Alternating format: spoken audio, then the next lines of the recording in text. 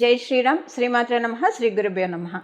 2025 సంవత్సరం జూలై మాసం 20వ తారీఖు నుంచి జూలై 26వ తారీఖు వరకు కూడా ఈ వారం యొక్క వార ఫలాలు ఎలా ఉండబోతున్నాయి, ద్వాదశ రాశుల వాళ్ళకి, ద్వాదశ లగ్నాల వాళ్ళకి ఈ వారం యొక్క వార ఫలితాలు, అలాగే గోచారంలో గ్రహదేవతలు ఏ ఏ స్థానాల్లో ఉన్నారు, ఏ ఏ స్థానాల్లో స్థితులయ్యి ఈ వారము అందరికీ కూడా శుభ ఫలితాలను కావచ్చు లేదా ఏవైనా జాగ్రత్తలు కావచ్చు, ఏవేవి సూచిస్తున్నారో ఇవన్నీ ఒకసారి మనం విహంగ వీక్షణం చేద్దాము.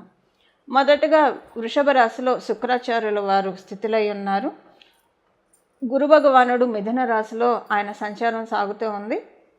సూర్యనారాయణమూర్తి రవి గ్రహము కర్కాటక రాశిలో, అలాగే వక్రించిన బుధ భగవానుడు కర్కాటక రాశిలో, అంటే రవి బుధులు ఇద్దరూ కూడా కర్కాటక రాశిలో వారి సంచారము.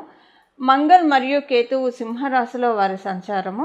రాహు భగవానుడు కుంభరాశిలో స్థితులై ఉన్నారు. అలాగే వక్రించిన శని భగవానుడు మీనరాశిలో స్థితులై ఉన్నారు. ఈ గోచార గ్రహస్థితులను అనుసరించి ఈ వారం యొక్క వార ఫలితాలు ద్వాదశ రాశుల వాళ్ళకి, ద్వాదశ లగ్నాల వాళ్ళకి ఎలా ఉండబోతున్నాయో మనం ఇప్పుడు చూద్దాం. మొదటగా అసలు ఈ వారం యొక్క విశిష్టాంశం మనం ఒకసారి చూసుకుంటే, శుక్రాచార్యుల వారు స్వస్థాన గతులై ఉండడము, అలాగే చంద్ర భగవానుడు మేషరాశి నుంచి కర్కాటక రాశి వరకు కూడా ఈ వారంలో చుట్టారు, అంటే 4 రాశులను ఆయన చుట్టి వస్తారు.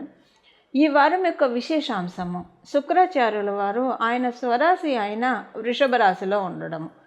ఈ వృషభ రాశికి శుభకర్తరి శుక్రాచార్యుల వారు ఆ రాశిలో స్థితిలో ఉన్నారు.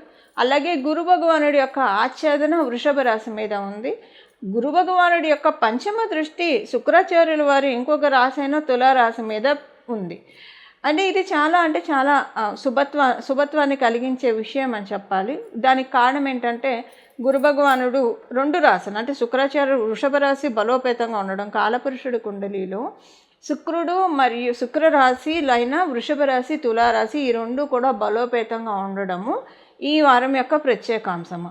దీనివల్ల ఏంటంటే శుక్రాచార్యుల వారు మనకి కలియుగంలో లిటరల్గా మనం చూస్తే ఎవరైనా సంతోషంగా సుఖ సౌఖ్యాలతో ఉన్నారు అని అంటే దానికి పరిపూర్తిగా కారణము శుక్రాచార్యుల యొక్క బలం బాగా ఎవరికైతే ఉంటుందో, అంటే లావిష్ లైఫ్ కావచ్చు, లగ్జరియస్ లైఫ్ కావచ్చు, లేదా చక్కగా ఆనందకరమైన జీవితాన్ని జీవించడానికి అవకాశం చక్కగా ఉంటుంది. ఈ వారము ఇది చాలా పుష్కలంగా ఉంది. ఎందుకంటే దానికి ఇంకొక కారణం శుక్రాచార్యుల వారు ఆయన స్వస్థానాల్లో సంచారం చేయడం. ఈ గోచార గ్రహస్థితులను అనుసరించి ద్వాదశ రాశుల వాళ్ళకి, ద్వాదశ లగ్నాల వాళ్ళకి ఎలాంటి ఫలితాలు ఉన్నాయో ఇప్పుడు మనం చూద్దాం. తులారాశి, తులా లగ్నంలో పుట్టిన వాళ్ళకి ఈ వారము గోచార గ్రహస్థితుల ఫలితాలు. ఈ వారం మీకు మనం ముందే తెలుసుకున్నాం, శుక్రాచార్యుల వారి బలం చాలా బాగా ఉంది. మీ రాశి శుక్రాచార్యులు, అంటే మీ రాష్ట్రాధిపతి శుక్రాచార్యులు. ఈ వారం మీకు ఎలా ఉంటుందంటే, మీ వరకు మీకు బాగానే ఉంటుంది, సంతృప్తికరంగానే ఉంటుంది, హ్యాపీగానే ఉంటుంది, మీకు అన్ని టైం టు టైం జరిగిపోతాయి, అన్ని విషయాల్లో మీకు ఆనందంగానే ఉంటుంది. కాదే ఒక అదృష్టం మీ చేతికి వచ్చినట్టే వచ్చి చేజారిపోయిందేమో అని అనిపిస్తుంది. ఒకవేళ అదృష్టము అది అదృష్టం కావచ్చు, లేదా ఏదైనా ఆపర్చునిటీ అయినా కావచ్చు. అంటే ఆపర్చునిటీ అంటే అదృష్టమే కదా, అది ఉద్యోగస్తులకైనా వ్యాపారస్తులకైనా ఏదైనా ఒక అదృష్టం వెంట్రుక వాసలో తప్పిపోయిందా అన్నట్లు మీకు అనిపిస్తుంది ఈ వారము. అది మిమ్మల్ని కొంచెం బాధపడేట్టు చేస్తుంది. అంతే, అదొక పెయిన్ మీకు కొంచెం ఉంటుంది. దాంతోపాటు మీ ఖర్చులు అవుట్ ఆఫ్ హ్యాండ్స్ అయిపోతాయి, అనుకోని ఖర్చులు ఈ వారము ఉంటాయి. దీనివల్ల మీకు ఏమవుతుందంటే, ఈ అనుకోని ఖర్చుల వల్ల మీరు సేవింగ్స్ కొన్ని కదలాల్సి వస్తారు. అంటే ఈ అనుకోని ఖర్చులు హెల్త్ పరంగా అయితే ఉండదు. మరి మీ జన్మజాతకంలో ఒకవేళ ఏమన్నా అలాంటిది ఉంటే, బాగోకపోతే హెల్త్ పరంగా తీయాల్సి వస్తారు. మీ సేవింగ్స్ని కొంచెం కదిలించాల్సి వస్తుందేమో అన్నట్లుంటుంది. ఒకవేళ మీ జన్మజాతకంలో ఆరోగ్యం బాగా ఉంటే అప్పుడు ఏంటంటే మీకు ఖర్చు ఆరోగ్యపరంగా ఉండదు, వేరే వాటికి తీస్తారు. అది కానీ మీరు ఇష్టపూర్వకంగా అయితే తీయరు. మీ సేవింగ్స్ డిస్టర్బ్ అవుతున్నాయి అన్న బాధ మీకు ఉంటుంది. ఇది కేవలంగా ఈ వారం వరకు మాత్రమే అని గ్రహించాలి. సో మీకు ఒకవేళ మీకు ఆరోగ్యం సెట్ అయిపోతుంది, పెద్దగా ఇబ్బందులు అయితే ఉండదు. ఒకవేళ ఆరోగ్యానికి వస్తే మరీ మంచిది. ఎందుకంటే ఈ సమయంలో మీకు క్యూర్ అయ్యేది శుక్రాచార్యుల వారు మీ రాష్ట్రాధిపతి అవ్వడం వల్ల ఆయనకు మృత సంజీవిని విద్య ఉంది. ఆరోగ్య పరిస్థితులు మీకు కావచ్చు, మీ ఇంట్లో వాళ్ళకి కావచ్చు, ఆరోగ్యం విషయాల్లో మీరేమైనా డబ్బు ఖర్చు చేస్తే ఇది మీకు ప్లస్సే. ఎందుకంటే ఇప్పుడు చేసే ఖర్చు మీ ఆరోగ్యాన్ని, మీ బాడీ మెటబాలిజాన్ని పెంచుతుంది. ఇది సెట్ అవుతుంది.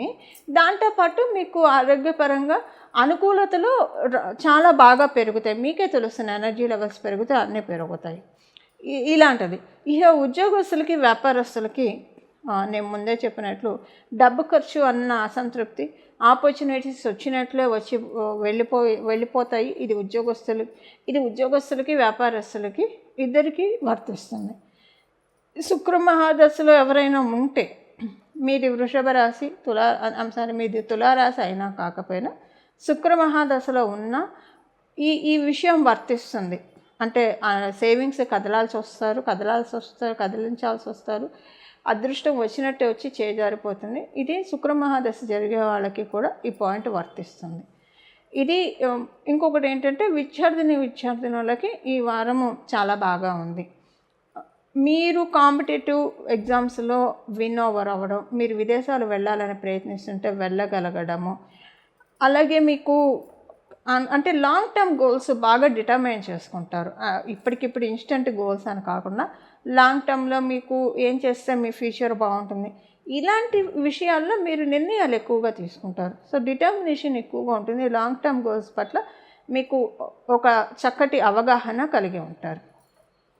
హౌస్ వైఫ్స్కి ఈ వారం కొంత ఇంట్లో జరిగే పరిస్థితులు, అదే డబ్బు కదలాల్సి రావడం, ఇదంతా కూడా మీకు అసంతృప్తిని కలిగిస్తుంది. ఏదేమైనా ఇది ఈ వారం వరకు మాత్రమే మీరు గుర్తెరగాలి. ఇవి ఈ వారం ఉన్న గోచర గ్రహస్థితుల ఫలితాలు తులారాశి, తులాలగ్నంలో పుట్టిన వాళ్ళకి. ఈ వారము అందరికీ కూడా మన శుక్రబలం చాలా బాగా ఉంది. శుక్రరాశులైన వృషభ, తులారాశులు చాలా బాగా ఉన్నాయని మనం చూసాం. మీ జన్మజాతకంలో శుక్రాచార్యుల వారి బలం ఉన్నా లేకపోయినా ఇది చాలా బెస్ట్ టైం శుక్రాచార్యుల వారి యొక్క బలాన్ని మనం పెంపొందించుకోవడానికి. శుక్రాచార్యుల వారి బలం లేకపోతే ఎలా తెలుసుకోవాలి? బలం ఉంటే ఎలా ఉంటుంది, బలం లేకపోతే ఎలా ఉంటుంది? ఆయన బలం ఉంటే మ్యారిటల్ లైఫ్ చాలా చక్కగా ఉంటుంది, మొదటి విషయము. అలాగే అందరితోటి రిలేషన్స్ బాగుంటాయి. సో కలియుగం కాబట్టి, మనం ఉన్నది కలియుగం కాబట్టి ఏది కూడా 100% ఉండదు. 30%, 70% మాత్రమే ఉంటుంది. ఎంత బెస్ట్ రిలేషన్ అయినా సరే 30% అసంతృప్తి ఖచ్చితంగా ఉంటుంది. అంటే బాధ ఖచ్చితంగా ఉంటుంది. మనకి సుఖం వెంట దుఃఖం ఉంటుంది. సో మనకి ఈ కలియుగంలో రిలేషన్స్ ఎంత బాగా ఉన్నా 30% అసంతృప్తి అనేది ప్రతి ఒక్కళ్ళకు ఉండే తీరుతుంది. ఆ రిలేషన్ పట్ల అసంతృప్తి అటు ఉంటుంది, ఇటు ఉంటుంది, ఇద్దరికి ఇరుపక్షాలకు ఉంటుంది. ఇందులో ఎవరికి మినహాయింపు ఉండదు. ఎందుకంటే ఏది కూడా 100% ఈ కలియుగంలో ఉండదు. 70% మాత్రమే మనం యోగాన్ని తీసుకోగలుగుతాం. ఆ 70% పర్వ్యూలో మనకి రిలేషన్స్ బాగా ఉండాలన్నా, అలాగే మనకి ఒక ఆనందంగా జీవితాన్ని జీవించాలన్నా, ఆర్థికంగా బాగుండాలన్నా శుక్రాచార్యుల వారి బలం బాగుండాలి. ఆర్థిక విషయాల్లో కూడా ఎంత చెట్టుకి అంత గాలి అని ఎందుకంటారు ఈ కలియుగంలో? ఇదే కారణము. ఎందుకంటే ఏది కూడా పరిపూర్తిగా 100% ఎవరు ఏది అనుభవించలేరు. ఎంత డబ్బులు ఉన్న వాళ్ళకైనా వాళ్ళ స్థాయికి తగ్గట్టు వాళ్ళ ఖర్చులు, వాళ్ళ స్థాయికి తగ్గట్టు వాళ్ళకి ఉండే పెయిన్స్ వాళ్ళకు ఉంటాయి. ఫైనాన్షియల్ పెయిన్స్ కూడా వాళ్ళకు ఉంటాయి. ఇప్పుడు మామూలుగా కూడా రిలేషన్స్ విషయంగా మనం చూస్తే కొంతమంది ఉంటారు, చాలా మంచివాళ్ళు, మంచి కోసమే మాట్లాడతారు. ఎవరికైనా అన్యాయం జరుగుతుంటే వాళ్ళు స్టాండ్ తీసుకుంటారు. ఎంత మంచివాళ్ళైనా సరే ఒక 70% వాళ్ళని సపోర్ట్ చేసిన 30% విభేదించే వాళ్ళు ఉంటారు. అంటే ఏంటంటే మనకి 100% అన్న 100% వారం ఈ కలియుగంలో మనకు ఉండదు. ఇప్పుడు మనకి కనీసం 70% అయినా మన జన్మజాతకంలో ఉంటే ఇంకా దాన్ని స్ట్రాంగ్గా చేసుకోవడానికి శుక్రబలం అంటే, ఒకవేళ లేకపోతే పెంపొందించుకోవడానికి ఇది చాలా రైట్ టైం.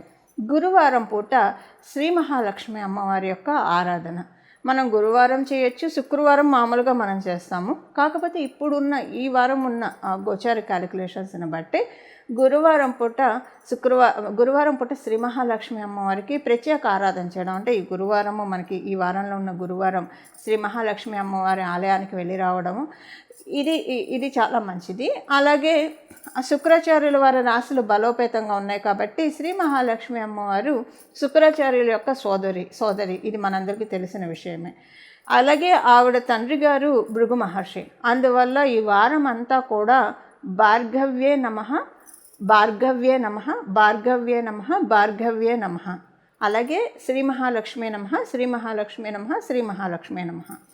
ఈ వారం అంతా కూడా ఈ 2 నామాలను జపించడం వల్ల మీ జన్మ జాతకంలో శుక్రాచార్యుల వారి బలం లేకపోతే, శుక్ర బలం లేకపోతే ఆ శుక్ర బలాన్ని సరిచేసుకునే అవకాశాన్ని గోచారంలో ఉన్న గ్రహదేవతలు మనకి కలిగిస్తున్నాయి. ఈ విధంగా మనందరం కూడా శుక్రబలాన్ని పెంపొందించుకోవాలి అమ్మవారి ఆశీస్సులతో అని చెప్పి నేను కూడా మనందరి తరఫున అమ్మవారిని మనస్ఫూర్తిగా ప్రార్థిస్తూ సత్యమేవ జయతే. మంగళం. నమో భగవతే వాసుదేవాయ.